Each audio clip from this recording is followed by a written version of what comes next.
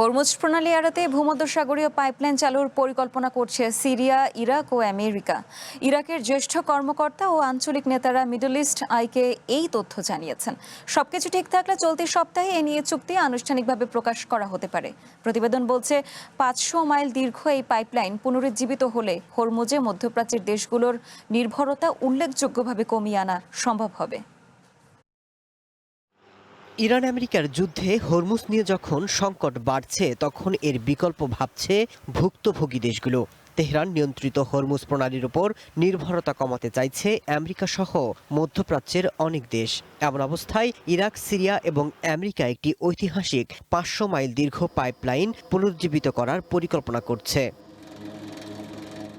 এই পাইপলাইন ইরাকের উত্তরাঞ্চলীয় শহর কিরকুক থেকে সিরীয় উপকূলীয় শহর বানিয়াসের ভূমধ্যসাগরীয় উপকূল পর্যন্ত বিস্তৃত।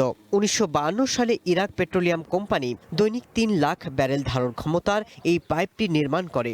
৮০ দশকে ইরাক যুদ্ধের সময় সিরিয়া ইরানের পক্ষ নিলে বাগদাদ এই লাইন বন্ধ করে দেয়। পরবর্তীতে ২০০৩ সালে আমেরিকার আগ্রাসনের সময় পাইপলাইনটি মারাত্মক ক্ষতিগ্রস্ত হয় এবং বর্তমানে এটি সম্পূর্ণ অকার্যকর।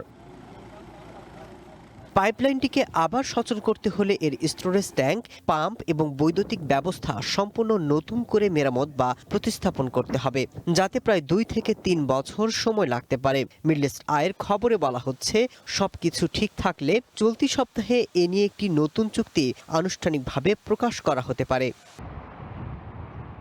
ইরাক তার মোট উৎপাদিত তেলের প্রায় ৯৫% হরমুজ প্রণালী দিয়েই রপ্তানি করে থাকে, যার ফলে ইরানের এই অবরোধে বাগদাদ সবচেয়ে বেশি অর্থনৈতিক ঝুঁকির মুখে। বিশ্লেষকদের মতে যুদ্ধের বাস্তবতায় ইরাককে সিরিয়ার সাথে এই কৌশলগত চুক্তিতে আসতে বাধ্য করছে, কারণ হরমুজ এড়াতে সিরিয়ায় এখন ইরাকের জন্য সবচেয়ে বিকল্প পথ।